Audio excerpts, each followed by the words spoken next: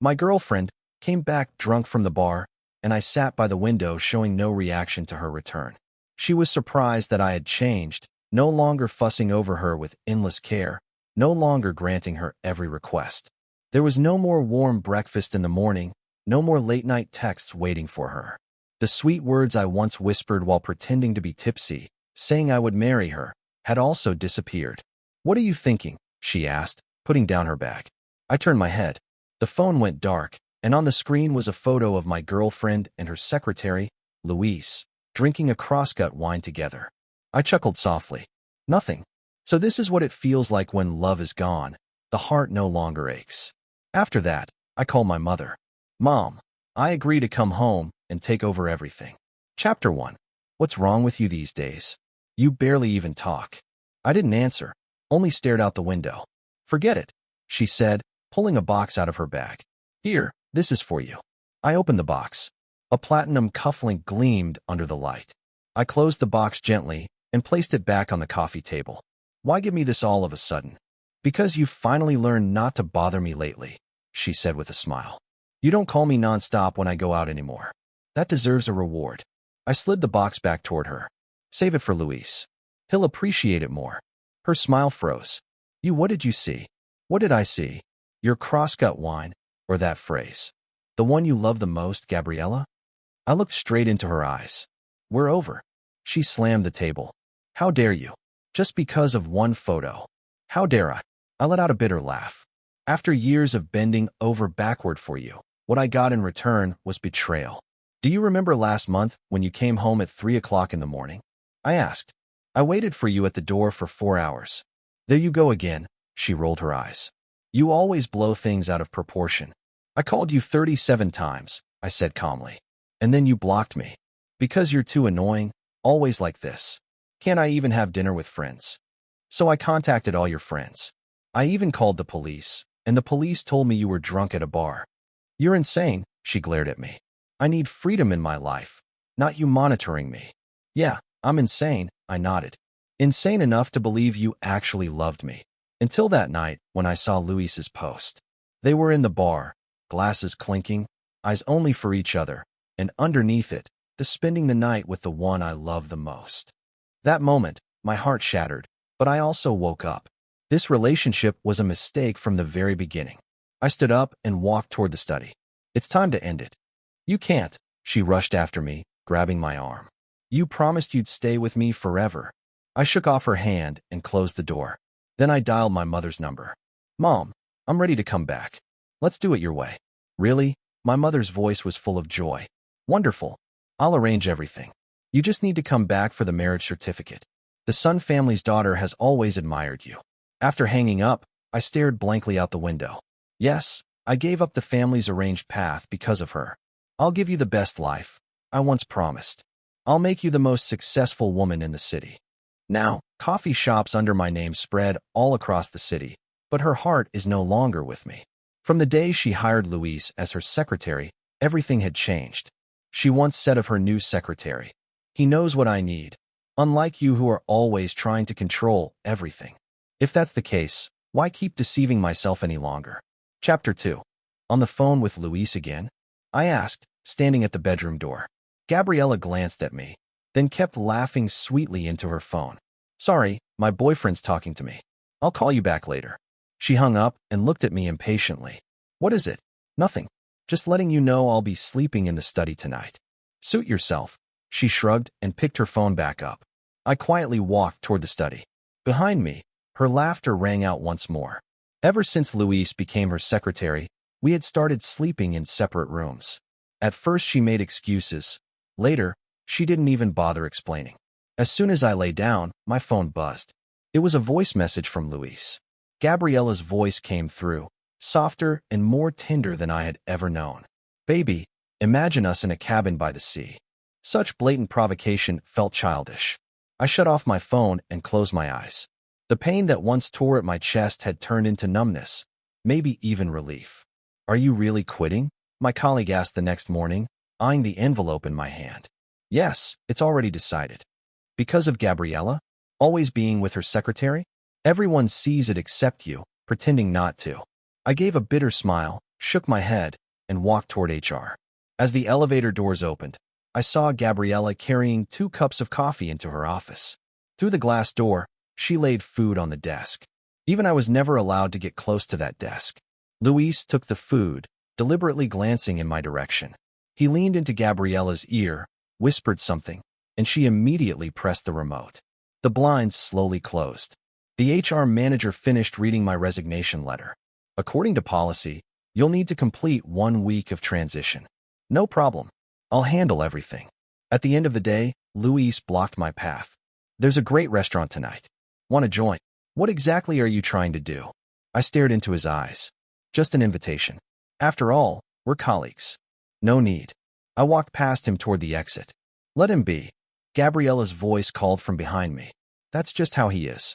Gets all sour whenever he sees us together. On the way home, I scrolled through Luis's new post. In the photo, he was playing with a professional camera. Gabriella smiled by his side. The caption, "Thanks to the perfect boss for the amazing gift." Last year, on my birthday, Gabriella and I had fought bitterly over photography. Can you stop carrying the damn camera around all the time? She had screamed at me before throwing my favorite lens into the sink. And now, she not only bought Luis expensive gear, but also accompanied him to take photos. So it wasn't photography she hated, it was me.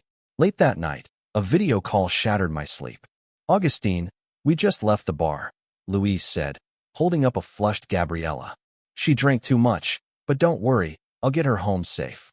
Before he could finish, Gabriella suddenly lifted her head and kissed him on the cheek. Baby, she slurred. Luis froze for a moment, then broke into a smug smile. She's drunk. Must have mistaken me for you. Don't bother coming back, I said coldly. Find a hotel. I hung up and shut off every line of communication. Chapter 3. A sharp ring of the doorbell jolted me from sleep. Who is it? I rubbed my eyes and glanced at my phone. 3:15 a.m. From outside came Gabriella's slurred voice. It's me, open up. I opened the door.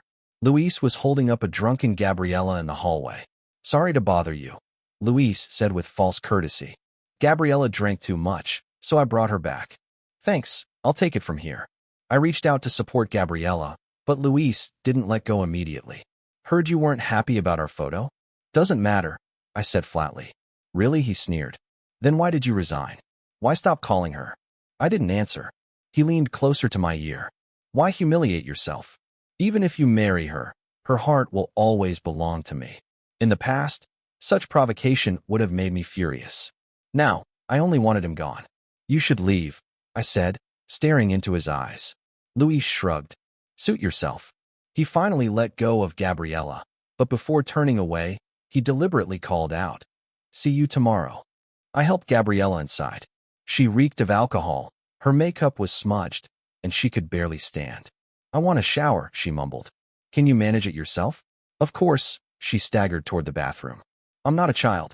The bathroom door shut, water splashing inside. I sat on the couch, lost in thought. After some time, the door opened. Wrapped in a towel, Gabriella came out. Why aren't you asleep? She asked, her voice clearer now. Waiting for you. She bent over, staring at me. Are you angry? No. Liar. She sat down beside me, her fingers tracing my cheek. Is it because Luis brought me back? I didn't answer. Don't be like that. Her tone softened as she leaned closer. He and I are just colleagues. Then how do you explain the marks on your neck? She instinctively touched her neck. What marks? Don't play dumb. I gave a cold laugh. The whole company knows what's going on between you two. Nonsense, she raised her voice. You're always so paranoid. Then suddenly she switched tactics, her voice turning gentle. Let's have a baby. That sentence hit me like a bucket of ice water. Are you serious? Of course, she smiled. We've been together for so long. It's time we had a child. With you and Luis flirting? I told you it's just a work relationship, she snapped, standing up angrily. Why can't you ever trust me? Just then, her phone rang with a special ringtone. She immediately snatched it up. Hello, Luis? After a short call, she quickly dressed. Luis got into a fight at the bar. I need to go now, I asked with biting sarcasm. So urgent? He needs me, she said without even looking back. Unlike you, who only doubts me. The door slammed shut, leaving silence behind. I walked to the window and watched as she rushed into the taxi waiting downstairs. Strangely, I felt no anger, no sorrow, only relief. This is better, I whispered to myself. At least I don't have to keep lying to myself anymore. At dawn, my mother called. Son, her voice was full of joy. Everything's ready. Your plane ticket is booked for tonight. The Sun family's daughter is eager to meet you. The invitation has been sent. If you want to invite friends to the wedding, they're all welcome. I gazed at the rising sun outside the window and made my final decision. Got it, Mom. I'll come back tonight. Chapter 4. I pushed open the glass doors of the company lobby and immediately felt something was off. The receptionist looked at me with pity, and colleagues avoided my gaze. Director Augustine, you don't know yet, do you? Tony, the admin assistant, stopped me, lowering his voice. Know what? President Gabriella just sent a company-wide email. Luis has been appointed marketing director, and you've been reassigned as his assistant. I froze in place. My phone buzzed with the HR announcement. As I walked toward my office, I saw my belongings piled outside in the hallway. My father's memorial portrait had been tossed carelessly on the floor, the frame already bent. I drew a deep breath and pushed open the door. Luis was sitting in my chair, legs crossed, laughing into the phone. Yes, that's the plan. Anyway, he doesn't have any say anymore. When he saw me, he hung up, wearing a triumphant smile. Morning, assistant. My things. I tried to keep my tone calm. Oh, those old items. He pointed to the hallway. Didn't fit the new office vibe, so I had them cleared out. I walked out, bent down, and picked up my father's portrait. The glass was shattered, and a deep crease cut across the photo. This was my father's relic. My voice trembled. Luis strolled to the doorway, leaning against the frame. Oops, must have broken by accident. But honestly, isn't something that old better kept at home? He reached out. Let me see. Maybe I can fix it. Don't touch it. I barked. What's wrong? Angry. He smirked. Remember, you're my assistant now. That attitude isn't very professional. Then he yanked the frame out of my hands and deliberately let it crash to the ground. Oh dear, my bad, he said with fake remorse. Looking at the footprint smudged across my father's photo, I lost all control. My fist shot forward, smashing into his jaw. Luis staggered back, knocking over the chair with a loud crash. Help! He's gone crazy, he shouted, clutching his face. As expected, Gabriella rushed out from the next office. What happened? She hurried to Luis, who was sprawled on the floor, and helped him up. Luis, are you okay? Augustine suddenly went insane and attacked me. Luis feigned pitifulness. Gabriella turned on me, her eyes blazing. Are you out of your mind? Attacking someone over a job change. He deliberately destroyed my father's photo, I said coldly. Luis immediately shook his head. I only knocked it over by accident. I was trying to pick it up and apologize when he hit me. Gabriella, don't blame him, he added. The marketing director position was his to begin with. I shouldn't have accepted. Gabriella's anger only grew. All this over a job title. You've truly disappointed me. I looked at her, suddenly finding it absurd. She didn't care about the truth, only about what she wanted to believe. I pulled out the resignation letter I had already prepared. No need to argue. I'm leaving. Gabriella froze. You're resigning? That's right. HR is already processing it. Her expression shifted from shock to fury. Breaking up, resigning. You think this will get my attention? I don't need your attention. I just need to leave. I know what this is, she sneered. You just want to keep the director position. As long as you don't bring up breaking up again, the job is still yours. I shook my head and bent to pick up the broken frame. No, I've already made my decision. As I turned to leave, Gabriella rushed forward and grabbed my arm. Try leaving and see what happens. Chapter 5. Gabriella gripped my wrist so hard her nails nearly pierced my skin. Her eyes blazed with fury. You think this is over? She hissed, threatening me. If you dare walk away, I'll not only let Luis take over all your work, but I'll marry him right away, so you'll regret it for the rest of your life. I didn't struggle. I only looked at her calmly. Threats like this once shook me to the core. Now they only seemed laughable. Are you even listening to me? She grew more aggressive at my silence. I pulled a golden embossed invitation from my briefcase and handed it to her. What a coincidence. I'm getting married too. Come have a drink at my wedding. Her face froze instantly, like a paused movie scene. She took the invitation, her hand trembling. What wedding? You're joking, right? I'm not joking. With who? Monica's son, daughter of the Sun Group. When did you even meet her? It was arranged by my family. My mother has always liked her. Gabriella's lips trembled, a flurry of emotions flickering in her eyes. You can't just suddenly get married. She shook her head, panic in her voice. You're lying to me, aren't you? Watching her panic gave me an odd sense of satisfaction. For the first time in years, I held the upper hand. Smack. Her hand struck my face, the slap burning hot. How dare you treat me like this? She screamed, her voice breaking into sobs. I touched my stinging cheek, but my heart was calm. How could she be angry? Wasn't today's mess all of her own making? That slap makes us even. With that, I turned and walked toward the elevator without looking back. Behind me, her curses mingled with Luis's attempts to comfort her. 5 years ago, when I left home, my mother's warning echoed in my ears. That woman is not a good match. You'll regret it. But back then, all I saw was Gabriella. For her, I was willing to give up everything. Young master, welcome home. I came back to myself as the car stopped at the family estate. The butler respectfully took my luggage. Where's Mom? Madam is waiting in the study. I pushed open the study door. My mother was reviewing documents. Seeing me, she set down her pen and stood with a smile. Finally come to your senses. You were right. I was wrong. She nodded in satisfaction. Go freshen up. Dinner is ready. The warm bathwater eased my body. This was the life I should have had, not chasing endlessly around Gabriella in that tiny company. Suddenly, the bathroom door swung open. Who? I jolted upright, trying to cover myself. Monica stood in the doorway, smiling brightly. Long time no see, Augustine. How did you get in? I'm bathing.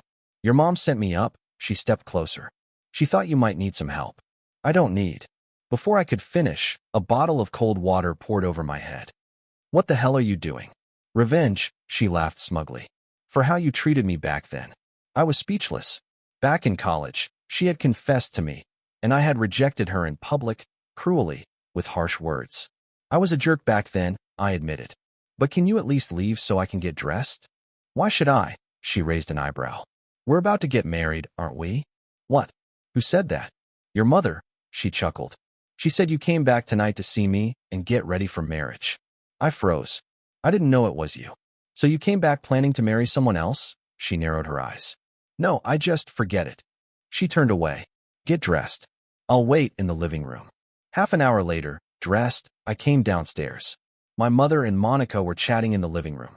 Augustine, my mother waved cheerfully. Come join us. I'm talking with your future wife. I looked at Monica. You really agreed to this? Why not? She met my gaze calmly. Because I treated you so badly back then. You should hate me. I did hate you, she admitted. But that doesn't mean I stopped liking you. Why do you still like me? That question, she smiled. You can think about after we're married. My mother looked pleased. It's settled then. The engagement ceremony will be next week. Wait. I blurted out. I haven't agreed yet. Didn't you come back for marriage? My mother asked, puzzled. Yes, but I didn't know it was Monica. Then you should thank me, my mother interrupted. At least it's someone you know better than a stranger. I turned to Monica.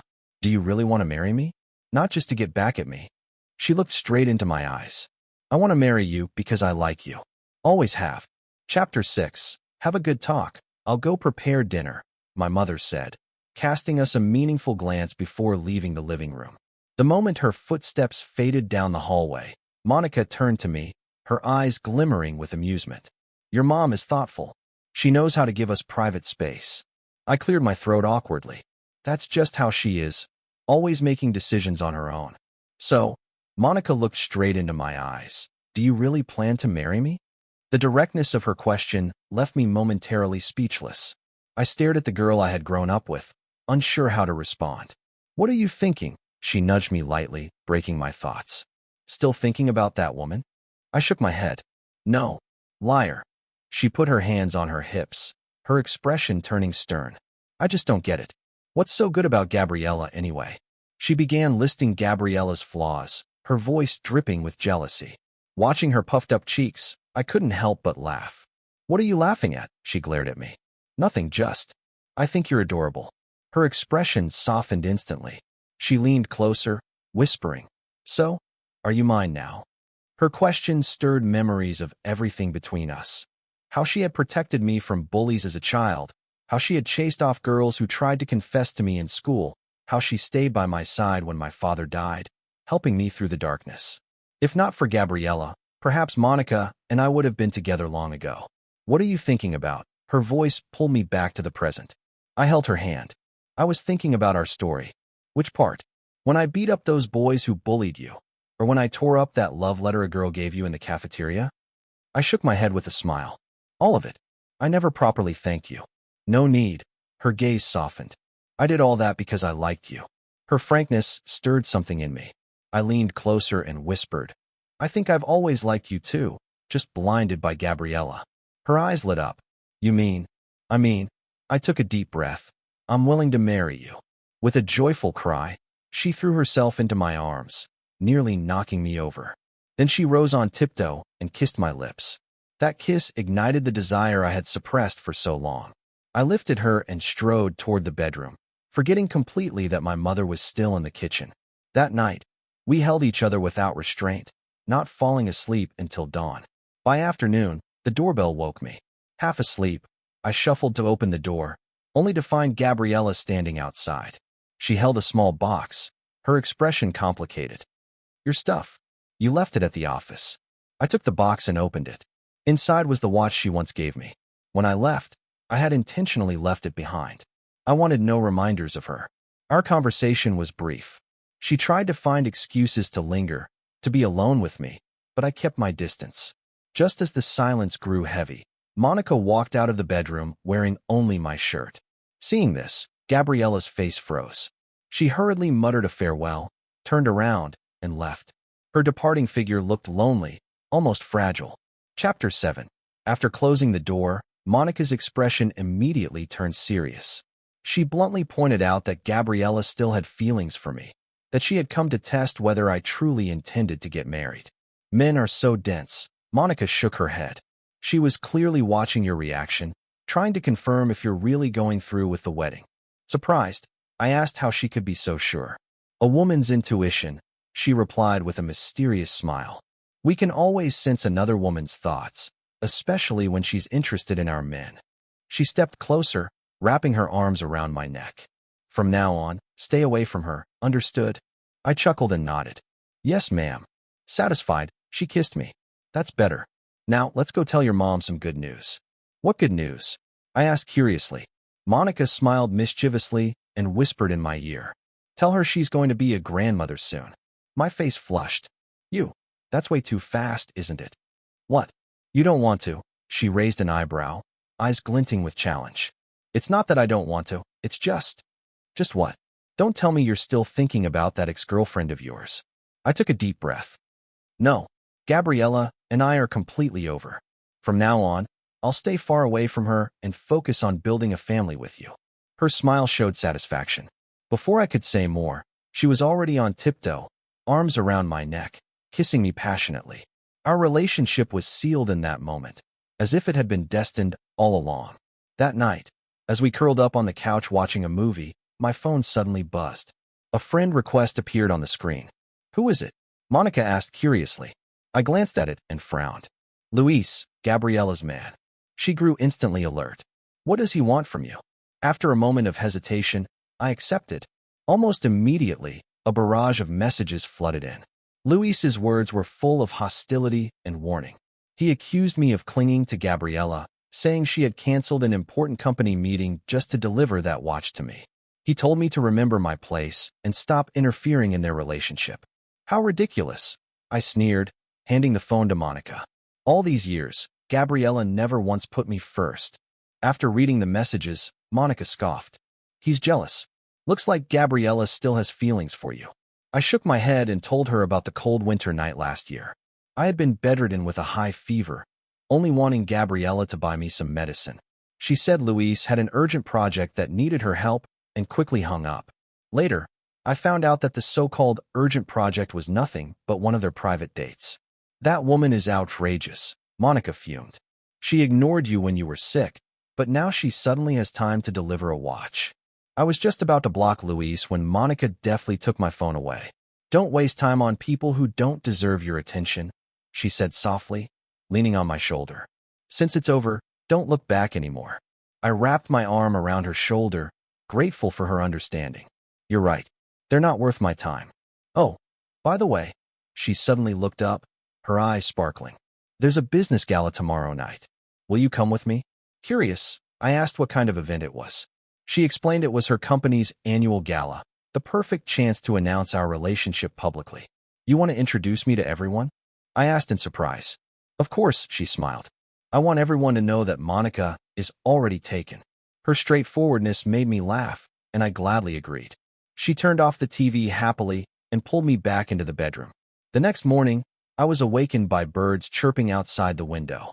Monica was still asleep, sunlight streaming through the curtains, tracing her delicate features. What are you looking at? She suddenly opened her eyes, catching me. How beautiful my future wife is, I answered honestly. She smiled, stretching lazily. What time is it? Just past 9. Oh my God, she jolted awake. We need to hurry. There's so much to do before the gala tonight. Before I could react, she was already dragging me into the bathroom. What happened next caught me off guard. She started unbuttoning my sleepwear, and I could only stumble back awkwardly. What are you doing? She asked, puzzled by my reaction. I think you should shower first. But she yanked at the hem of my shirt anyway. The fabric tore with a sharp rip. We're about to get married, and you're still this shy? She laughed at my embarrassed expression. Our time in the bathroom lasted much longer than expected. It wasn't until nearly 11 that we were finally ready to leave. Monica had chosen a deep blue velvet dress with a daring slit that showed off her long legs. Her hair was styled in an elegant bun with loose strands falling naturally by her ears. You look stunning, I said sincerely. Like a princess. Smiling, she stepped closer and adjusted my tie. There'll be a lot of my colleagues and business partners tonight. I'll introduce you to them. I'm a little nervous, I admitted. I'm not great at socializing. Don't worry, she reassured me. Just stand by my side. You don't need to do anything else. Even so, a faint unease stirred in my heart. Chapter 8. Augustine, are you listening to me? Monica's voice pulled me back from my thoughts. Sorry, I got distracted, I said with an apologetic smile. Standing in the hotel elevator, I suddenly realized something I had never thought about before. During the 5 years I was with Gabriella, she never once brought me to any of her social events, let alone introduced me to her friends. I had always assumed it was because she wanted to stay low profile, but now I saw the truth. Maybe I just wasn't important enough. Nervous. Monica squeezed my hand. A little, I admitted. I'm not good in these kinds of settings. Don't worry, she said with a smile as she straightened my tie. I'll be right here. The elevator doors opened to reveal a lavishly decorated banquet hall. Monica explained that this was a quarterly networking gala hosted by several major corporations. On the surface, a business exchange, but in reality, also a matchmaking ground for the heirs of powerful families. Monica, a woman in a Chanel suit, walked toward us. It's been ages, Ollie. Monica greeted warmly, then naturally looped her arm through mine. Let me introduce you. This is my husband, Augustine. I was surprised that she used the word husband instead of fiancé, but still extended my hand politely. Hello, it's a pleasure to meet you. Augustine, you look familiar. Ollie looked at me, a hint of confusion in her eyes. My family is in the real estate business, I said. Perhaps we've met at an event before. Oh, right. Ollie's eyes widened. You're the son of the Augustine family's chairman. I heard about your engagement to the Sun family's daughter, but I didn't know it was Monica. You two are so well matched. She smiled. It's wonderful to see you two together. I heard a while ago you were dating someone from your company. We were all a bit worried for you. That's all in the past, I said with a laugh. Now, all I want is to be with Monica. I squeezed her hand lightly, and she smiled sweetly. Look, so many people are here, Monica said, pulling me toward the crowd. Over the next hour, I was introduced to countless business owners and family science. Monica was clearly the star of the night, and everyone's compliments to her made me feel incredibly proud. Suddenly, a figure caught my eye. Standing in a corner was a familiar face, Gabriella. She was in a simple black dress, looking lost and alone. Next to her was Luis, who was trying to comfort her, but she didn't seem to hear him. It was a stark contrast to how she looked with me 5 years ago, lively and full of energy. Seeing me, Gabriella's face paled. She quickly pulled Luis away from me. I didn't pay them any mind, just kept following Monica. But then, a few minutes later, I saw Gabriella again. She walked toward me with a resolute expression. "Augustine, can we talk?" she asked, her voice low. "No," I said, without a second thought. "I don't think we have anything to talk about." "But I want to explain." Her voice trembled. "What's there to explain?" Monica's voice cut in coolly. "What's the meaning of this? You're ruining our night." Gabriella's eyes flashed with anger. "It's none of your business," she snapped at Monica. "Augustine, I'm serious. I want to explain everything." "You don't need to," I said firmly. "All the misunderstandings between us were cleared up a long time ago. Now, please leave." Gabriella's eyes welled with tears. "You're just going to leave me like this?" "I'm not leaving you," I said softly. "You chose this path a long time ago." With that, I walked away. Later that night, as Monica and I were leaving the gala, she said, "You handled that well." She was looking for a fight. I just shrugged. I'm not interested in her anymore. Back at my place, the moment the door closed, Monica said, "I'm hungry. Let's order some food." The next day, after a night of deep sleep, my phone was ringing off the hook. It was Gabriella. "Augustine, please, talk to me. I have nothing to say to you," I said calmly. "It's over." "But I'm pregnant," she said, her voice full of sobs. "It's your child, Augustine." I froze. "What? It's your child," she repeated. "You're going to be a father, Augustine." A heavy silence hung in the air. I'll come over and talk," I said, my voice trembling. "Don't go," Monica yelled from the other side of the room. "Don't you see she's lying to you? She's just trying to get you back." I hung up the phone and looked at Monica. "What if she's telling the truth? Then you'll deal with it, but you don't need to be with her. She's not a good person. She's just trying to trap you. You can't let her do that to you." I thought for a moment, and then a cold resolve settled over me. I'll go to the hospital with her. If it's my child, I'll take responsibility, but I'm not going back to her. Monica's face paled. You're really going?" "I have to," I said. "If it's my child, I won't turn my back on it." Chapter 9. At the hospital, Gabriella and I sat in the waiting room, not speaking to each other. "So, about this baby." I finally broke the silence. "Is it really mine?" She didn't meet my gaze, only nodded. I can't believe this is happening. After all this time." "I know," she said, her voice barely a whisper. "I'm sorry, Augustine. I never meant to hurt you." "Hurt me?" I laughed bitterly. "You've done nothing but. I gave you everything, and you still threw it all away." Just then, a nurse called her name, and she went in for a checkup. I was left alone in the waiting room, lost in my thoughts. I thought about the possibility of becoming a father, and a mix of emotions washed over me. Fear, anxiety, and even a little excitement. When she came out, she was holding a piece of paper, her face a mask of shock. "What is it?" I asked, my heart pounding in my chest. "It's," she stammered, "the test results. I'm not pregnant." It was a false alarm. I stared at her, speechless. You lied to me?" I asked, my voice barely audible. "Why would you do that, Gabriella?" Her eyes filled with tears. I was desperate. I didn't want to lose you, Augustine. I thought if I told you I was pregnant with your child, you'd come back to me." I shook my head, my heart a hollow ache. "You didn't have to lie. I would have still talked to you. But now I can't even trust you." With that, I turned and walked away. I couldn't bear to be in the same room as her anymore. "Augustine, wait," she called out, but I didn't stop. I walked out of the hospital, hailed a cab, and went back to my place. When I got back, Monica was waiting for me. She hugged me tightly. "I knew she was lying," she said softly. "I'm so sorry, Augustine. I knew this was going to happen." I shook my head. "It's not your fault. It's mine. I should have known better." "What are you going to do now?" she asked, pulling away. "I'm going to marry you," I said, a newfound resolve in my voice. "Let's get married as soon as possible, Monica. I don't want to waste any more time." Her eyes lit up. "Really?" "Yes, really," I said. "I'm done with the past. I'm ready to move on with my life, with you." The next day, we were at the marriage registration office, filling out the paperwork.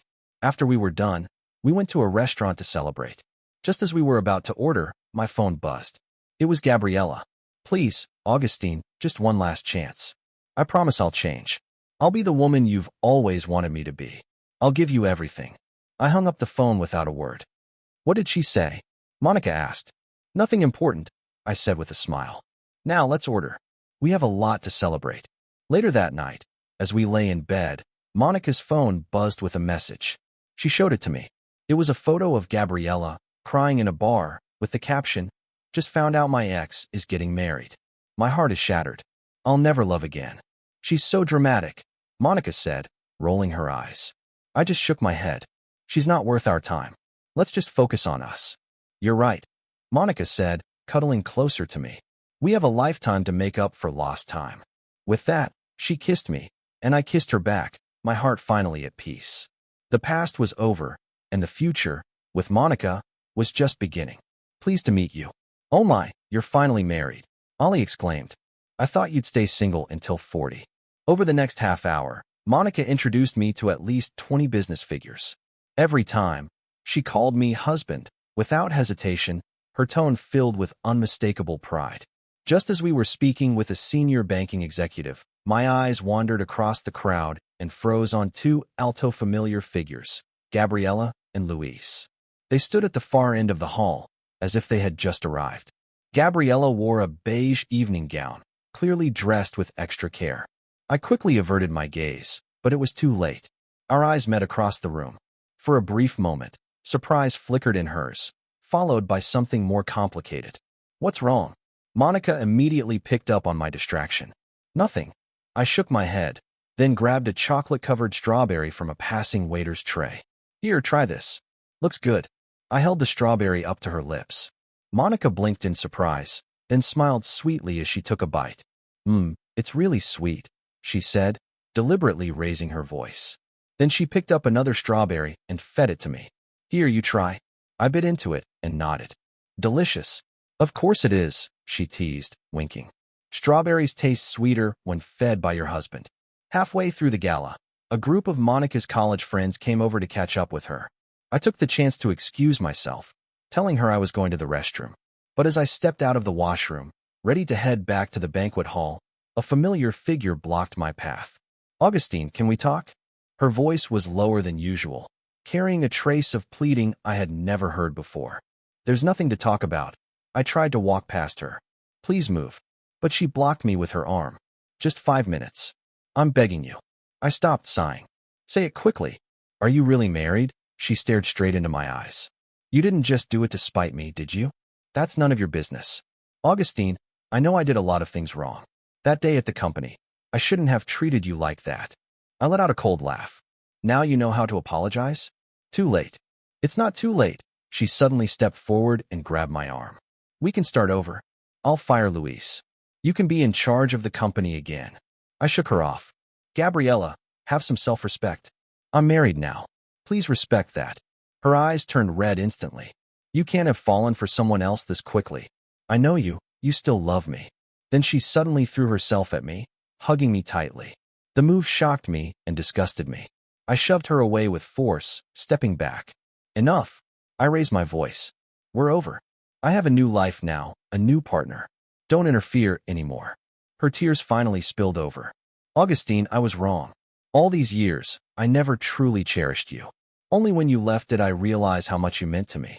Please, give me one more chance. I swear I'll change." Once upon a time, a single tear from her could make me weak. Now, it only seemed ridiculous. "It's too late." I shook my head. "I've already made my choice. I wish you and Louis happiness." "I don't want him," she nearly screamed. "I only want you." Just then, a clear voice echoed from the end of the hall. "Darling, so here you are."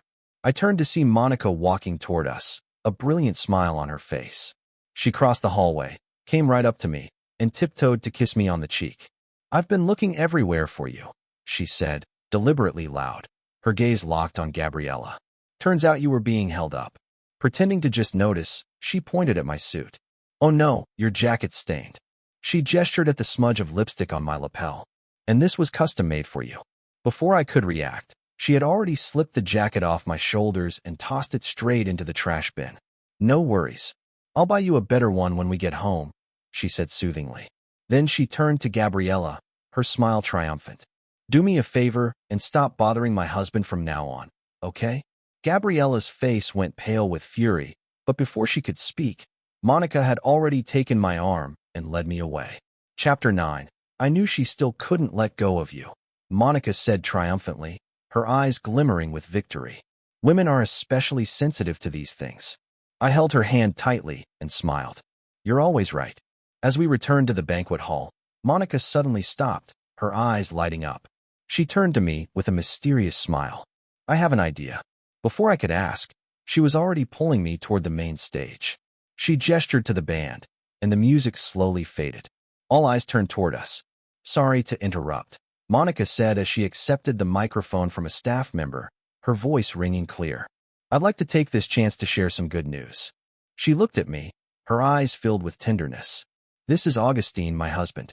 We just completed our marriage registration and are officially husband and wife. I hope everyone here will bless us.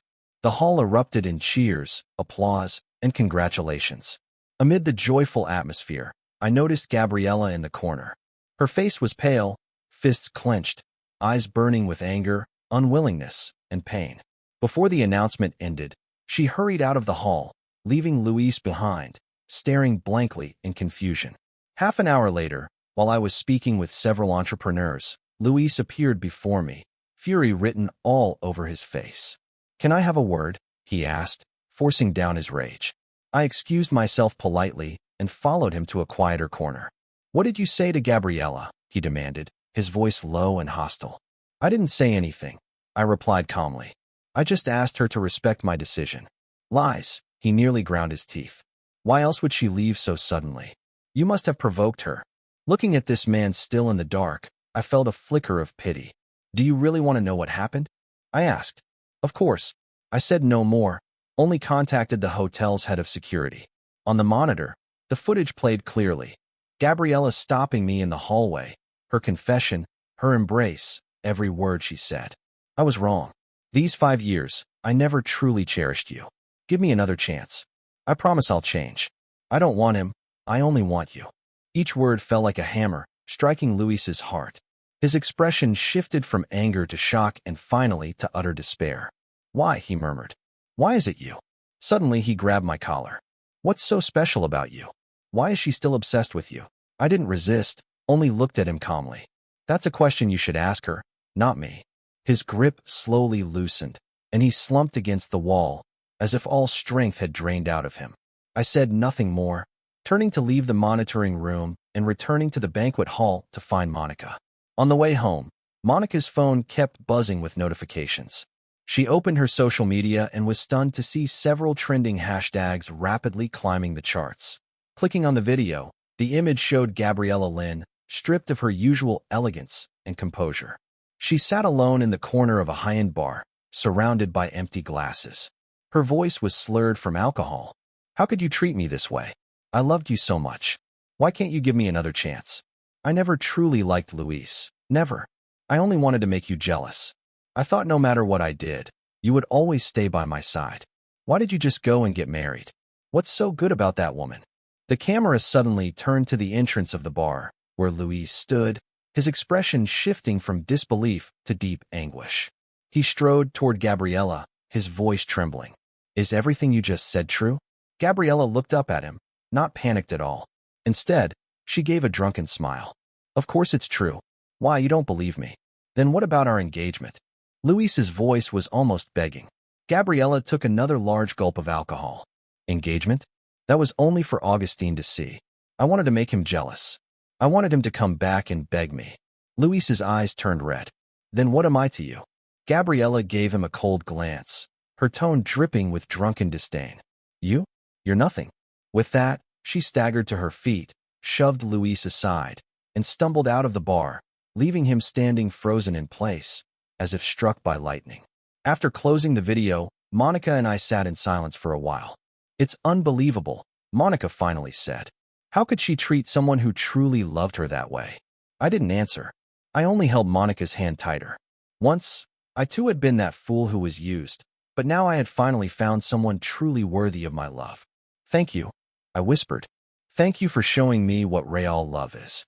Monica leaned against my shoulder and murmured softly, Don't thank me, because I've also found the happiness I was searching for. Chapter 10. The speed at which the video spread was far beyond what I had imagined. I had thought this matter would gradually die down with time, but things developed in an unexpected direction. In less than an hour, a new wave of revelations about Gabriella appeared on social media. Most shocking of all, someone anonymously released a hospital report, clearly showing Gabriella's name and the early pregnancy. Although the account was anonymous, judging from the content, it wasn't difficult to guess that this information most likely came from Luis. Clearly, he had chosen the most extreme way to retaliate against Gabriella's betrayal. Did you see the latest updates? Monica sat on the sofa, her fingers scrolling rapidly across her phone screen. I nodded. I did. Luis is determined to destroy her completely. Isn't she going to come out and explain herself? Monica frowned. If all of this is true, how could she possibly explain? For the entire night, Gabriella's social media remained silent, but her comment sections had turned into a battlefield of public condemnation. Overwhelming waves of curses and accusations filled the space. There wasn't a single voice defending her. What are you thinking about? Monica noticed the change in my expression.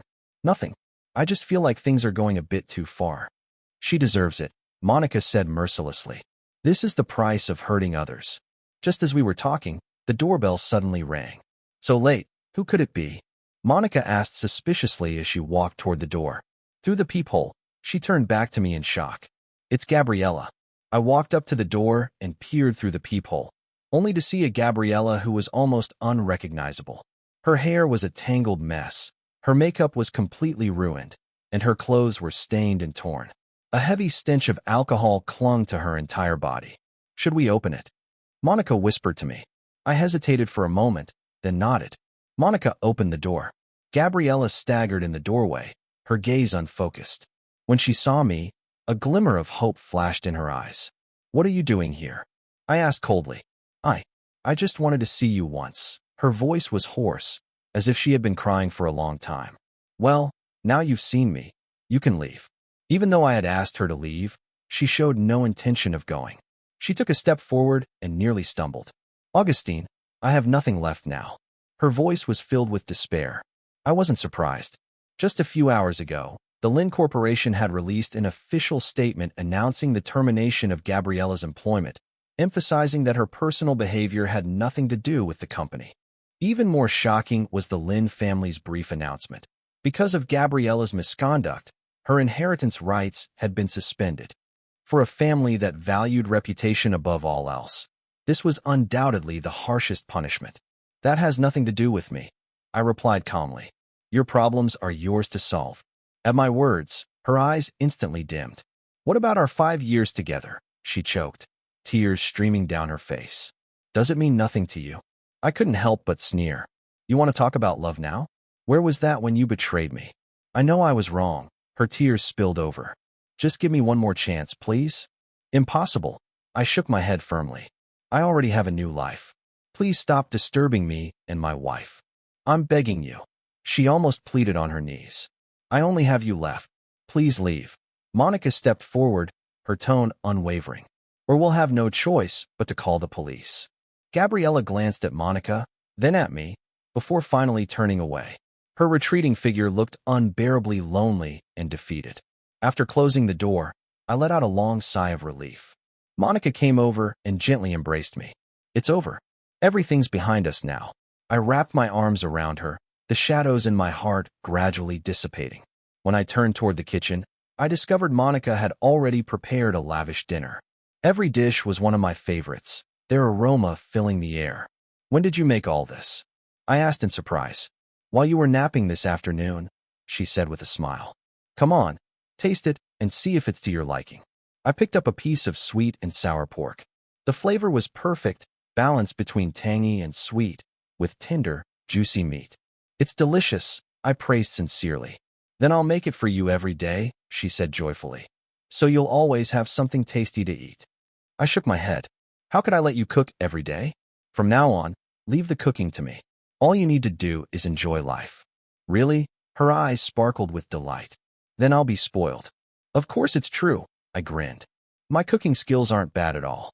After dinner, we decided to take a walk around the community to help with digestion. As soon as we stepped outside, we heard commotion in the distance, accompanied by the wail of sirens. What happened? Monica asked curiously. A neighbor rushed past, looking panicked. There's been a car accident in the East District. It looks serious. Driven by instinctive curiosity, we followed the crowd toward the scene. Outside the east gate of the neighborhood, a luxury car had crashed into the roadside barrier, its front completely mangled. Police and paramedics were busy at the scene, and the area had been cordoned off. From afar, I saw medical staff lifting a figure onto a stretcher. Even though the body was covered in blood, I recognized the familiar dark green silk blouse and beige trousers. It was the same outfit Gabriella had been wearing earlier. "It's a drunk driving accident," someone whispered nearby. "They say her blood alcohol level was several times over the limit." My heart sank, a complex and indescribable feeling welling up inside me. "Let's go home," I said softly to Monica. She nodded silently, holding my hand as we turned away from the crowd. At last, it was truly over.